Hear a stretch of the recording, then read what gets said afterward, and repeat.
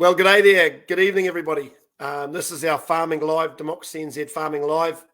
Today we've got two of our farming candidates on board. We're going to discuss a whole range of things. We're going to talk about climate change. We're going to talk about SNAs. We're going to talk about our policy around GMO and GE. We're going to talk about the freshwater regulations and farm plans. So we've got a South Island farmer and two North Island farmers on the call tonight. We welcome your questions, any questions, anything you have. If you want to really get noticed in the comments, just put them in capitals if you can, and send them to us, and we'll endeavour to answer them. So we've got an exciting new candidate announcement coming up for the Kaikoura region, and they will be. We'll put that out later in the week, early next week. And so we're excited about that. It will bring us up to 13 candidates, including myself. So that's exciting times for us. We'll have good representation all around the country. Not as much as we would have liked, but obviously we're a small party, and we logistically, we can't have candidates all over the country. It'd just be too hard for us. But we've got our bases covered, and we've got a lot of good professions. A lot of our candidates, we've got registered nurse, we've got a naturopath, we've got business owners, we've got a dental surgeon, we've got a community worker, we've got engineers, and all kinds of backgrounds of our candidates. So really exciting people, and their life experience that they bring to the party is amazing. So we've got some really good policy. We've been rolling out our policy over the last few weeks, a few exciting policy announcements, and interestingly enough, some of those policies were stolen immediately by other parties, and almost word for word in some cases. But that's what you get. I guess imitation is the best form of flattery. So we go with that. So with that said, I'd like to introduce our two candidates coming on board. We've got Scotty Bright from Port Waikato. G'day, Scotty. G'day, mate. How are you? G'day, mate. Good. Good on you. Good. So Scotty's been around for a bit, and he's a groundswell man, and he's an activist. He's a hard-working man. Run a few businesses over his years. There's not a lot that Scotty doesn't know about. And secondly, we've got Roger Small from Waitaki. Come on in, Roger. G'day, Roger. How are you? Hey, Matt and Scotty. How you going? G'day, Roger. Good. So lovely to have you guys on board. And what we thought, we had our farming policy release a little while ago, and we wanted to discuss some of the issues that we've got. And Roger runs a cropping and sheep farm down south, don't you, Roger? Cropping and sheep. Yep, hardworking man.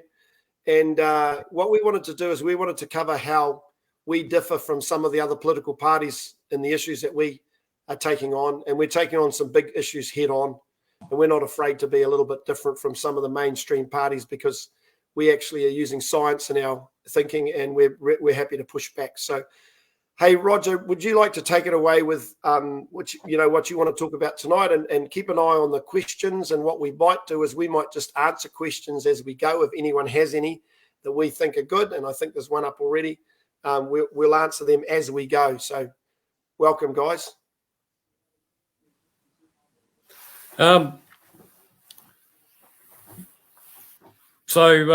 I'm quite excited with the policy around the environment, because as a chap that's been involved with our catchment group and chairman of that for a number of years, and then also with Groundswell, a lot of the guys in Groundswell are really environmentalists as well at heart, even though the farmers, they care about their catchments. And we've become worn down with all the over-regulation, and a lot of the rules are unworkable.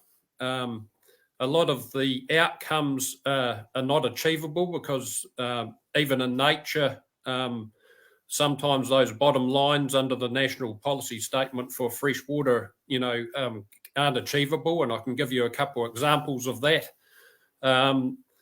With a coli, there's I know Canterbury Regional Council have done a DNA test of E. coli in our local river, and then some further north in North Canterbury. And in one case, it's 95% of the E. coli was from avian, so that's from birds. And in our case, locally, it was about 60%.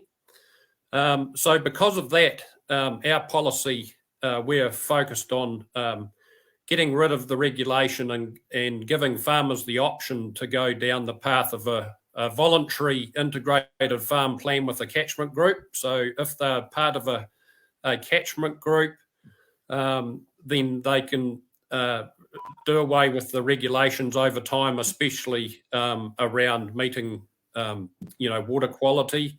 We see the power in communities working together, and farmers, I know in our case around here, where we've been through so many processes and plans that were worn out actually. And every time that happens, the regulator loses farmers. They lose farmers lose trust in the system. And so we want to stop that. We want farmers to be empowered because they know they can, have practical results. Well, lovely. Hey, yep, gotcha. Yep. I just before you go on, Roger, I just see here Gail's asked a question. What is the ETS scheme in relation to the I think she's got a spelling mistake. Maybe it's disinformation of farmers and what it means, or dissemination. Can you read that? What it means? Disinformation. Disinformation on farmers and what it means to urban dwellers.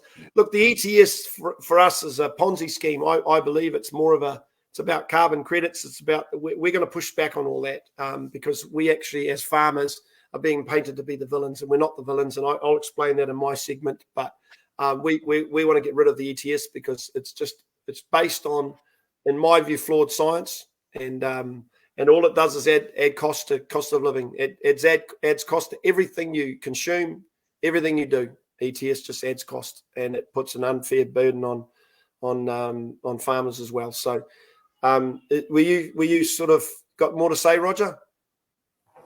Well, I think in terms of meeting water quality outcomes, they need to be practical and reasonable, to be able to meet those. And so really important that, farmers understand that, but also, they can call on the experts from the regulator in terms of the local regional council or the district council.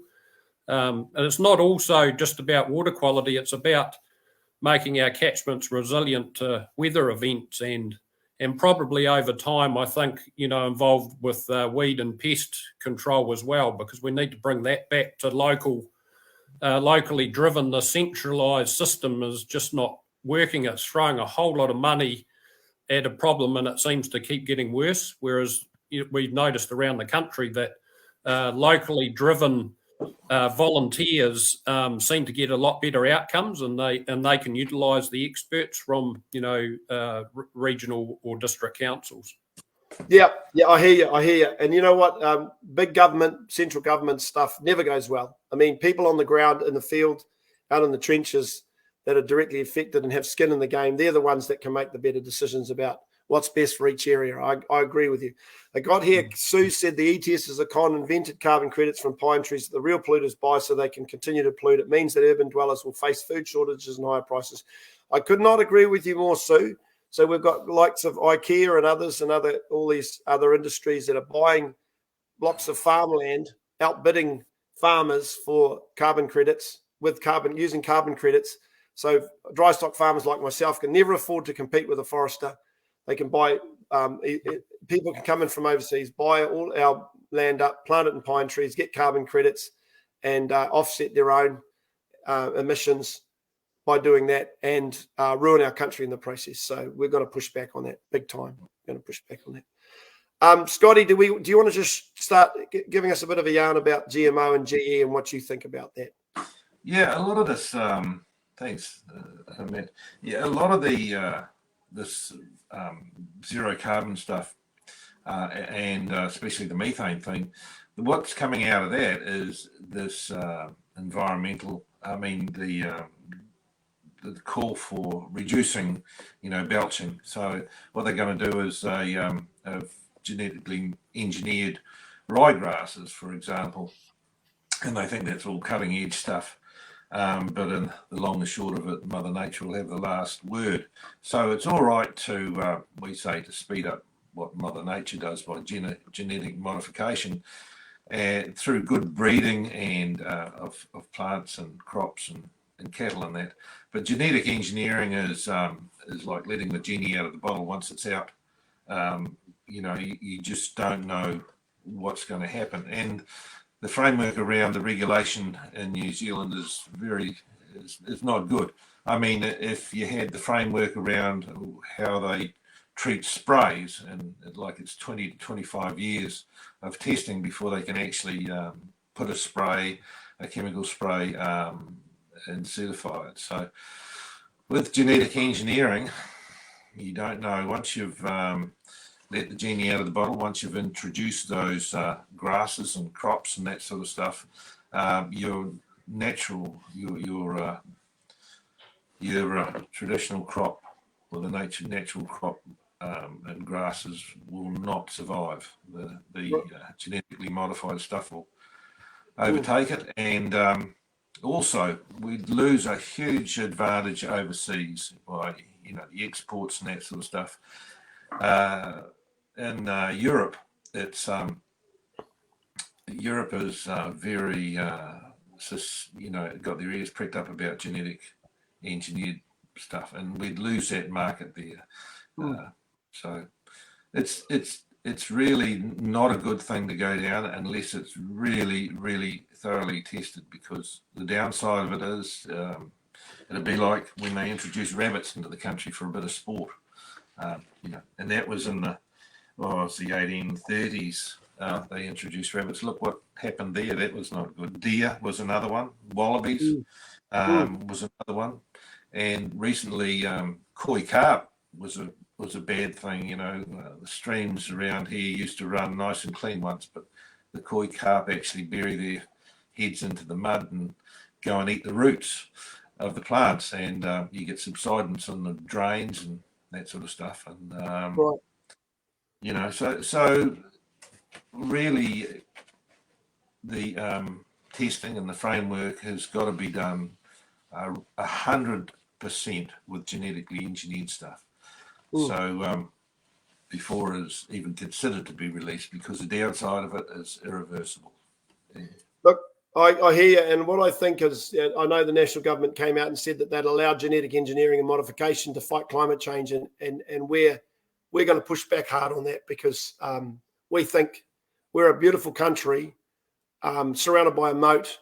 We're unique. We're the place everyone wants to be, and why would we risk our whole ecosystem here with genetic engineering for me, what I believe will be for a climate change reason that I think is null and void. Look, we'll come back to that. Scotty, we'll come back to you. I just said net zero is an impossible goal because all things are carbon and CO2 is essential for life. Thanks, Sue. I'll come back to you, Scotty. Again, we'll talk a little bit more about GMO and GE. So for us at Democracy NZ, we're going to say we're going to push back on some of this climate change stuff. And I'll give you an example. The government are cracking down on consuming fossil fuels, right? So they stopped the oil and gas. They basically, in my view, committed economic sabotage on us by announcing an oil and gas ban without consulting the industry, to virtue signal to the world in 2018. And they did massive damage to our whole country and our credibility around the world, and our I guess the industry invested hundreds of millions of dollars in New Zealand, only to have only to have decisions made that a third world dictatorship puppet country would make, not a first world civilized, domesticated, and democratic government. So that did us a lot of harm, and these guys all packed up and left, and we're suffering the consequences now. But I'll give you a couple of stats. They want to shut down our only coal-powered fire station. This government do. They want to shut it down, and we were burning gas, and now we're burning coal in that because of the gas and oil exploration ban. Now we're burning coal, Indonesian coal.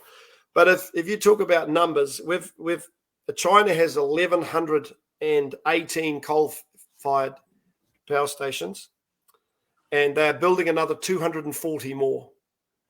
And India has 285 power stations coal-fired, and they're building another 51. And neither China or India, some of the most populated countries in the world, are even considering taking steps to reduce their emissions until at least 2050, if they do that at all. So that's what we're up against. We've got a virtue signaling government that's going to send us into our economy down the toilet. The virtue signal to the world when the big polluters out there are paying no attention. They're just getting on with life. But I'll give you a couple more stats that I want to talk about, and then we'll come back to you, Roger. We at Democracy NZ believe that methane is 1.7 parts per million. That's the methane that's minuscule amount of methane. CO2 is 420 parts per million. And the IPCC told us a few years ago that methane was 28 times more potent and bad for the climate than CO2. And we all know methane's a cycle. It's in a cycle. Everyone learnt that in fifth form science. But they said it was 28 times worse. So therefore, anyone that was in agriculture and animals producing methane was causing greenhouse gas emissions and causing issues. They've now come back to us this year, and it was on page 1016, chapter 7 of the IPCC sixth assessment report done this year, and said we got it wrong. It's not 28 times as bad. It's actually a quarter of that. It's seven times. So they got it wrong. They're blaming farmers, and they've now admitted they got it wrong. Now, the other thing they've done, and obviously we all know that the Paris Agreement said that as long as it doesn't affect food production, carry on as long as it doesn't food production. And we are a food producing country, so we're massively affected. But the second thing that the UN and the IPCC said was that if we did nothing in 100 years, we'd have up to 5 degrees of warming, which by any modeling is potentially catastrophic for the world. They've now said that they got that wrong, way wrong. And it's actually 2.5 degrees warming in the worst case scenario if we did nothing. And that's over 100 years. So what we've got a situation where the international experts that gave us all this evidence that we formed our policy on around the world, governments formed their policy based on this, got it badly wrong. So there is no climate emergency now. There is no doom and gloom. There is no disaster narrative. And yet our government and other governments around the world continue with the same narrative, continue with the same wasting billions of dollars of money trying to mitigate climate change when their own panel of experts have told us that it is not the disaster. They got it wrong.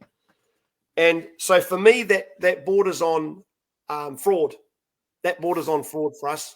Why is James Shaw still carrying on that we're going to hell in a handbasket? So for me, we need to hold the government to account for this. We as a party are going to say, their own experts are telling us that there's no disaster, there's no climate change disaster, and yet they continue with that same story. And I say this for farmers on behalf of us at Democracy NZ. I want to do my thing for the planet. I want to protect the planet. I do. But when the science now tells me that we are not the villains, that farmers are not causing global warming, greenhouse gases, we need to sit up and take notice. And we as a country need to say to the world, we are the most efficient producers of food in the world, the lowest emission producers. You should buy our food. If you buy our food, you're doing more to save the planet. That's what I think we should be doing rather than the virtue signaling. And I've heard the National Party say they're going to let GE and GMO in to combat climate. And I say, no way. We don't have to. We don't have to take that risk.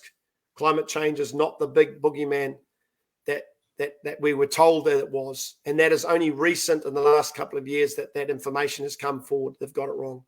So back to you, Roger. Can you talk to us a little bit about SNAs? significant natural Um, areas?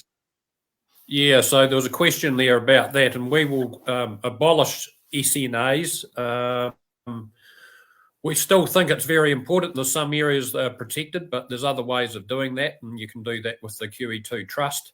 It's a voluntary thing, and the landowners actually they come up with rules together with the QE2 Trust rather than with SNAs. It's all one-way traffic. It's the regulator telling you what the rules will be.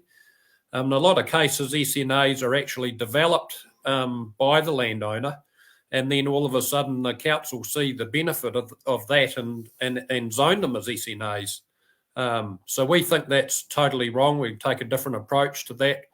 We just encourage landowners to do the right thing, and especially with our catchment group approach, as a community, they'll be all working together to identify areas that they see as at risk environmentally, so there'll be improvements made there. So we're dead against SNAs. We see that as an attack on private property rights, and we want no part of that. We want property owners to still have a valued piece of land that they have, full control over.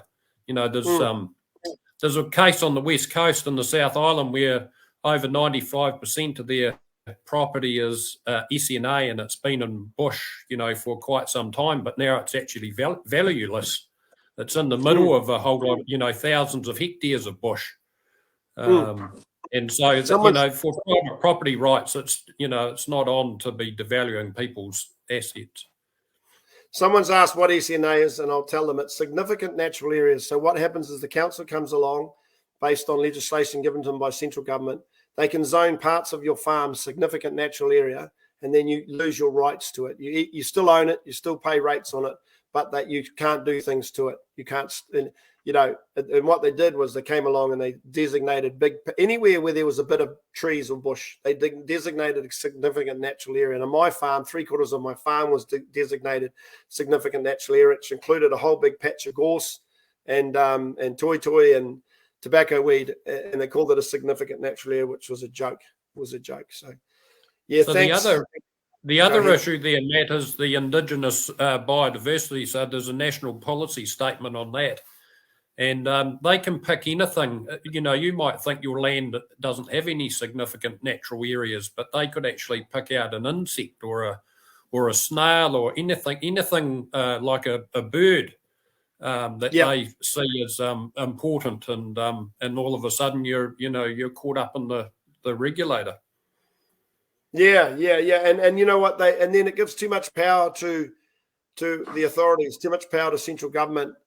And we push back on that. We believe, big time in private property rights, and I'll stand my ground hard to do the right thing. We always do the right thing, landowners do. I think the days of people that used to crucify the land and damage it, they're gone now. People are much more aware of their environments. Lots more farmers are aware of their environments and protecting their waterways and all that. That's just the modern world we live in now. And there's laws around protecting that for that anyway. But hey, Scotty, did you want to talk more about, you were talking about GE and GMO. Did you want to talk about, can you also, cover off, you've done some interesting stuff with your groundswell. Do you want to talk about that as well?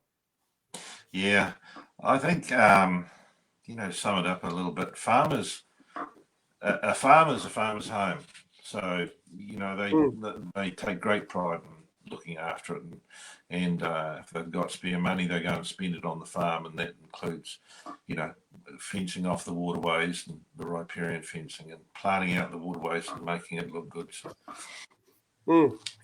so it's silly to, farmers need to be, they need to just trust the farmers, because the farmers are doing a way better job than the regulators are doing as far as that sort of thing goes. But, look, I went to a meeting in Dargaville recently, and I saw a couple of big time dairy farmers that farm on the Real Wide Plains here. They're very good farmers. They're very good at what they do. But they're under load massively. And I could see it written all over their faces. These two brothers, they just look shattered. The ground's just sodden. The payouts dropped. They're struggling to run their farms, keep their cattle, keep their animals healthy, and pay their bills. And they've been around a long time, so they're not ones that are, they're good farmers. And when I saw the strain on their faces, the load on them, it was pretty telling for me. I thought, wow, there's a lot of people out there, that are businesses all over the country that are struggling now for a range of reasons. Some of them we can sheet right back to this government and the legislation, the policy, and the way they treat people. That's for sure. Yeah. Go. Yeah, with the groundswell, on the first protest, we got that together. A few of the guys here, and I was a coordinator for Auckland, and we took some estimated, we took graders, we took tractors and utes and side-by-sides and trucks, and be 1,000 vehicles, some people estimated, and 5,000 people to Auckland City to protest against these unworkable regulations. And we had so much buy-in from everybody, and especially the farmers. And it was because they felt like, we've got to do something about these unworkable regulations that they're facing, because they can see way down the track it'll force them off their farms. And so, after the protest, it was extremely successful, and we called in for a beer on the way home, and just for a minute or two, it felt like we'd actually made a difference. It was, because of the weight, it sort of felt like it had been lifted off their shoulders. So Groundswell's doing a great job. They really are doing a great job. And I think so many more farmers, all farmers need to stick together and get behind it, behind Groundswell. And, that's great. Yeah. Now, one of the things I was going to say was there's a comment on there. We want a party that talk and stick to their words. So what we've done as Democracy NZ is we're not afraid to call the elephant in the room on any topic, whether it be the mandates of COVID, whether it be farming, whether it be gender ideology, whether it be anything. We're a tolerant and moderate party, but we also believe that when someone like James Shaw stands up and says the Gisborne, the Hawke's Bay weather event that caused all that devastation to the Hawke's Bay was caused by climate change, we called them on that because that's a false statement. We actually OIA'd his office to official information request to his office to say where did he get the information to blame the Hawke's Bay weather event on climate change, and they came back with NIWA. So we OIA'd official information request to NIWA, and NIWA said that they didn't say that. They wouldn't say that because you can't say that. And so we have James Shaw here straight out lying to the public that weather event, and they said it was a 1 in 250 year event, and then a little bit of work by Ian Wishart and other guys showed up that the NIWA stats and numbers and data had several dozen huge storm events that happened over the last couple of centuries or so that were not recorded in their database, and glaring ones, big ones, worse than the Hawke's Bay one. And also, so that was the database that governments use to make policy on, and it's flawed. And one wonders whether it's deliberate or not. We don't know, but if it's not deliberate, it's incompetence. Either way, NIWA and others are in the gun for that. Also, our policies are very close to Groundswell, aren't they, Scotty? They are the closest to Groundswell's policies of any party, I think. And, that's a big part of the reason why I joined them, and probably Roger did too. And as well as being, I think, for me, Democracy New Zealand is probably the most sensible, down-to-earth and honest policies of the whole lot. And just getting back to that, the global warming and the zero carbon and all that sort of stuff, I think the best way to describe it is that old fable, the emperor has no clothes. It's just the emperor's got no clothes, but a lot of those people down in Wellington all seem to be saying, "Oh, look how beautiful his velvet robes are," and all that sort of stuff. But really, when he's still naked, Yeah. No. bastard. Hey, Roger, did you want to comment? Because someone made a comment here that there's someone they rode in a helicopter chopper ride over the Bay of Islands recently, and when it was flooding, and then they noticed all the brown water and said that blaming the farmers. Now, I happen to know, for example, that when the Puketi Forest, which is a dock reserve, is covered in bush, when there's a torrential downpour, muddy water comes out of the Puketi Forest in a flood, and then it flows through the farmland and then out to sea. Do you have any comment about that from your experience? Well, in some cases, farmers get caught out. They might have had, a big flood event just happens, and they may have been grazing stock or whatever in a certain area. But nowadays, with the new, I suppose farmers are very aware of their effect on the environment now, so they have a lot of systems in place to stop that. They either use direct drilling rather than cultivation, or they have filters at the bottom of their paddocks, a buffer zone to try and stop any sediment washing off. And in a lot of cases, it's natural. The river systems carve into cliffs. I know our river down here, it carves into, a whole lot of clay cliffs. And so you get a lot of, stuff shifting like that. That's just nature. That's how nature works. So yes, in some cases, but and mostly farmers now have got very good at managing their effects on the environment. We gain knowledge over time, and we come up with practical solutions to try and mitigate those and do the right thing. Well, I know that I saw when I was an MP, I saw a lot of data that was produced about a whole lot of monitoring sites from all the way along from Lake Taupo out to the sea, basically following the rivers all the way out, and it tracked through hundreds of kilometres of farmland and had slightly elevated readings for E. coli and different other readings that considered negative, but the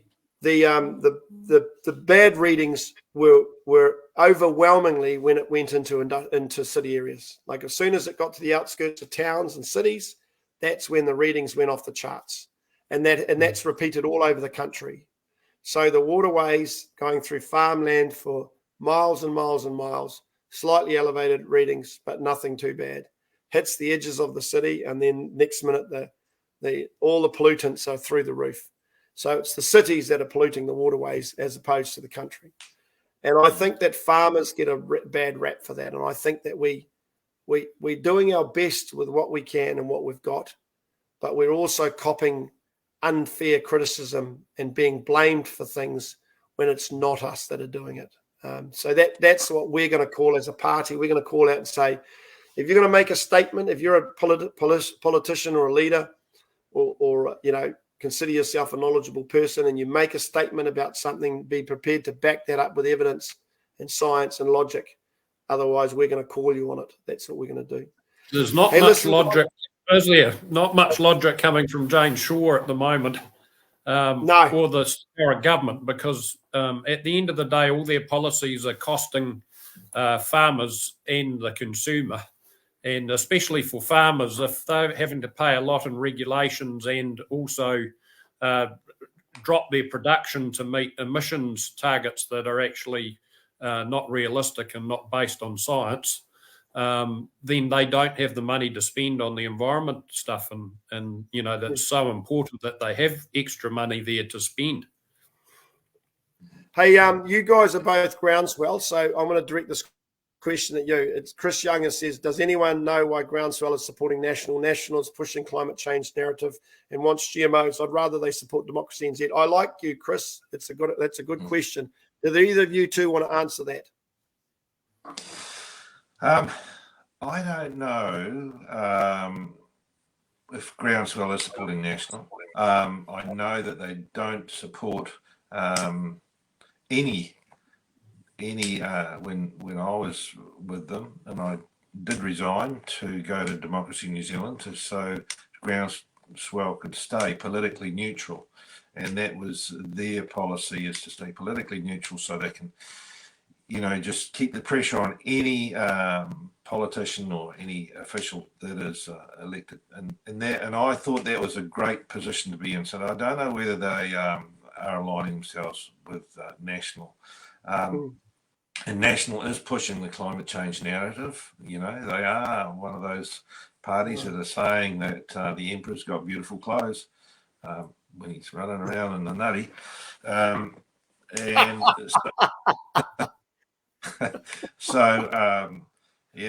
think that's National and a few of the others.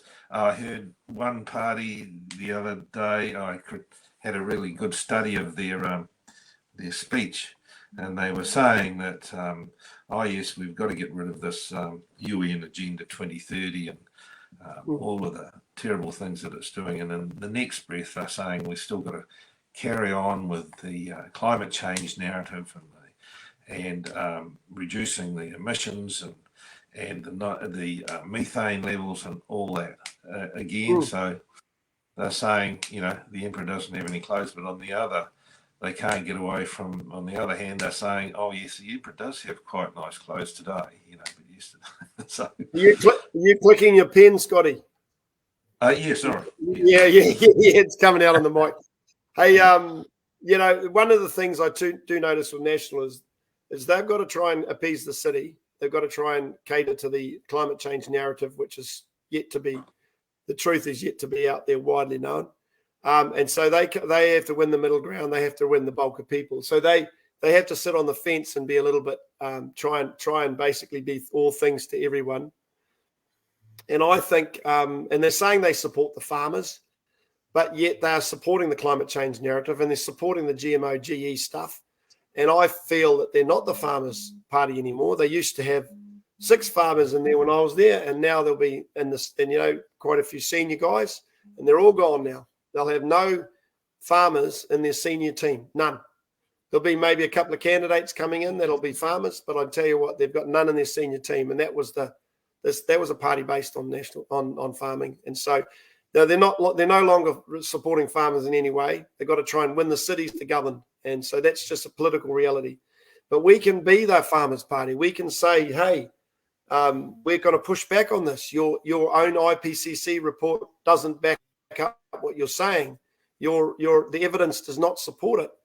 And then we come in as the holding the balance of power, and we make sure that National and ACT bloody well do what they're be honest and push back on all this rubbish that we're going to call it out. So I've got broad shoulders. We've all got broad shoulders here. We've all stood our ground over these things, and I think we're on safe, solid ground with what we're saying. None of us are down the rabbit hole. We're based well grounded in our science and our evidence. We like to see things and do things properly. So yeah.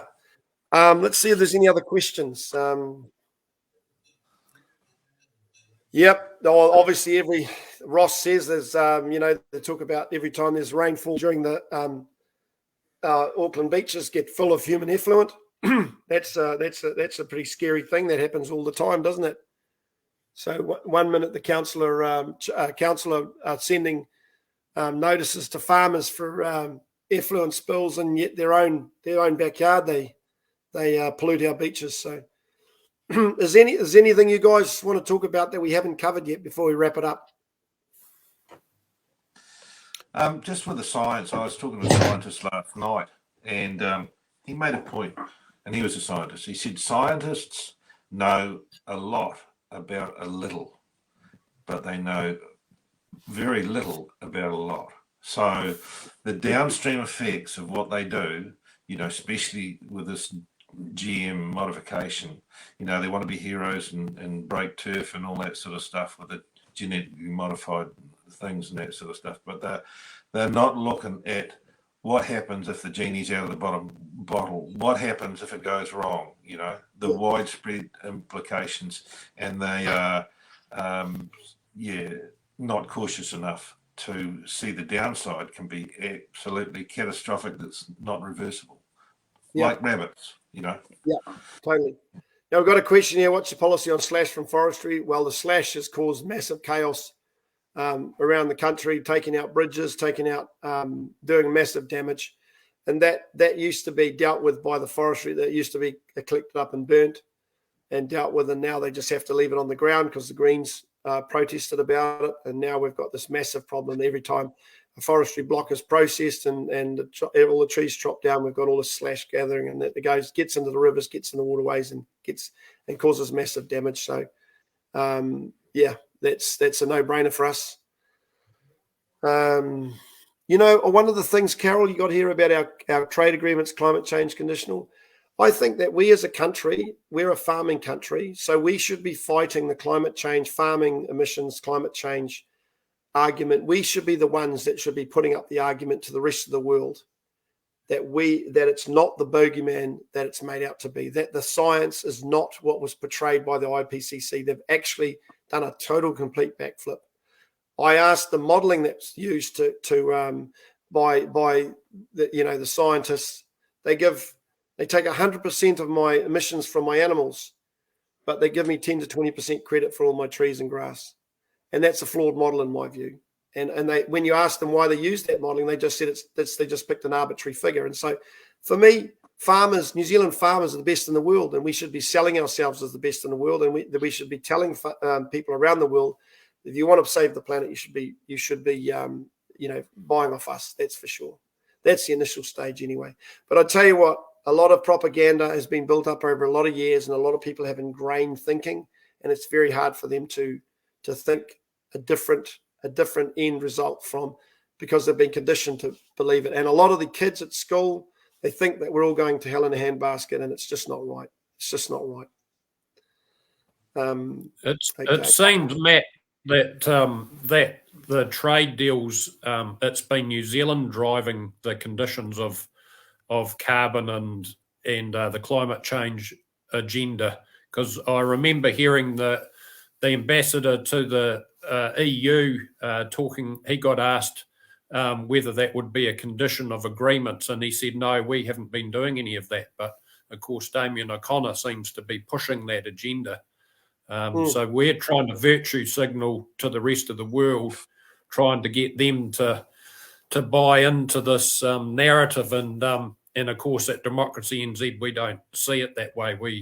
We just see it as being practical and real, and using all the evidence from all of the scientists to come up with the result that we are the most efficient farmers in the world, and for us to stop producing at all would have a warming effect on the planet, if anything, if the science around methane is correct. Right. Well, I think we as a country need to get out there and prove to the world that farming doesn't create the warming effects that we are portrayed, and therefore we sell our country as world leaders, and also we're not the villains that we're portrayed. And I reckon once we get that science out there to around the world, we can show that actually we're a country that they should be looking up to, and recognizing that what we're doing it really well. We're world class, and we're not polluting. We're not the villains, and all of this offsetting and all of this tree planting doesn't need to happen. And I'll get you to talk, Scotty, about how our view, just wrap it up, about planting pine trees on productive land. Tell me about that. Yeah. Well, look, the planting of pine trees on productive land, and it's very difficult for farmers. So with growing cattle and beef and that on productive land, you can get up to about $450 a hectare. If you plant pine trees, they're going to pay you $1,850 a hectare. So it's a bit of a no-brainer. It's very tempting, but you only get paid $1,850 after 4 years, I believe. And planting trees also, there's a research farm down the road here, and scientists worked on it for 20 years, and they looked at the results or the effects that planting pine trees had versus the native forest. So the native forest had the nitrate levels in the waterways was pretty stagnant all the way through. no increase, no decrease, and it was very little. The pine trees, after 20 years, increased 4 times over that 20-year period, 4 times the amount of nitrate levels into the water, which is totally contrary to their freshwater policy, which says all farmers have to reduce the nitrate levels in the water. And on the other hand, they're saying plant pine trees. And that's just putting nitrate into the water level. So those scientists got their funding chopped after 20 years of studying that. Yeah. Okay. Hey, look, I think we should probably wrap. I think we should probably wrap it up. So, Roger, do you want to give us just anything you want us to talk about that we haven't covered off before we leave? Well, in terms of our practical approach to the environmental outcomes, we're going down the path of either or. So the farmers have still got the ability to go down the regulated path if they so want to, but by having a voluntary system of becoming part of a catchment group and doing the integrated farm plans, and those farm plans won't be onerous, they'll be just dedicated to the issues of that catchment. And so there'll be only a couple of pages really, rather than this tick box exercise. It'll be meaningful, and so I just encourage farmers to look at our policy and get on board with us. And we're here to, a bit like Scotty said before, we've been groundswell guys, and we're just here to fight for farmers. And it's so important that we have a voice in Parliament, and I see a small party like Democracy NZ being that strong voice for farmers. It's just, our country, our farmers are under so much mental stress at the moment, and like markets, we're all used to the market and the weather, but this over-regulation and total lies about our effect on the climate, and they know they're lying, and we're not going to stand for that. Great stuff. Great stuff, Roger. Hey, look, last words, Scotty. I'm gonna say a couple of things after if you've got anything to say. Yeah. Oh, actually, hang on a minute. We'll talk about BlackRock. So Sue Green said BlackRock declaration. So for us, we don't, the real cost is of renewable energy. So BlackRock are talking about putting in, what they do? They're big, smart men and women. They don't do anything for nothing, and they'll be winning out of this deal, not us. That's what I know. It's not going to be a win for us. It'll be a win for them. And we do not support loans from BlackRock or products that have a lifespan of 10 to 20 years. And that are toxic to the environment when they're past the useful life. So for us, climate change virtue signaling does not grow a strong economy and only serves to indebt our nation for future generations. We have our emissions 0.17% of total world emissions. So nothing we do will change a damn thing in this whole world. Nothing we do. If we have zero emissions, nothing is going to change. Everyone knows that. So what we're doing is virtue signaling. We're not a rich country. We're not pumping oil out of the ground. We're not got gold all over the place. We're not an industrialized country. We are a farming country predominantly. We don't have the income to do this virtue signaling this government want. So for us, we've got to be very practical, down to earth. We've got to preserve our country. We've got to look after our country, and we've got to keep overseas organisations making decisions about our day-to-day living out of our lives. So Democracy NZ, we absolutely oppose things like the BlackRock deal that just happened and having ourselves held to ransom by overseas big money men and women. So over to you, Scotty. Have you got something to say before we wrap it up? Yeah, I see Democracy New Zealand for me as an extension to what Groundswell is doing. So we go into Parliament and we want to be able to make really affect good policy for the farmers and look after the farmers. And I think we all three of us here and everybody at Democracy in New Zealand is really fighting for the farmers, have their best interests. So we really like to make a difference and make things better. Yep. Okay, and I'll just say the last word. I'll say that it's great to have you two lads on board. Wealth of experience, life experience, farming experience, business experience, family experience you guys bring to the table. and it's fantastic having you on board. We've got another new candidate announcement, a person that's got a lot of life experience too and a lot of good things behind them to announce early next week. We've got a great team. We've got some amazing people as volunteers around the country, putting hoardings up all over the country. We had people sending us, buying hoardings, so paying for a hoarding or hoardings, getting them delivered to them, paying the freight, putting them up, all donations. It's been fantastic. It's blowing me away. I can honestly tell you, it brought a tear to my eye when I saw some of the signs going up around the country all over the place by these people, many of whom are very much, they're not well-heeled people. They're just regular people running businesses or earning a living, but putting their few bucks towards us. And we really do appreciate every one of them. And we've got such a great network, such a great group of candidates, a great board. And so it's fantastic. So we are going hard to get into Parliament to try and make a difference. So thanks, guys. Appreciate you guys' contribution tonight. And we'll do it again, eh? Yeah. Yep. Thanks, Matt. Thanks, You're team. awesome. Thank you.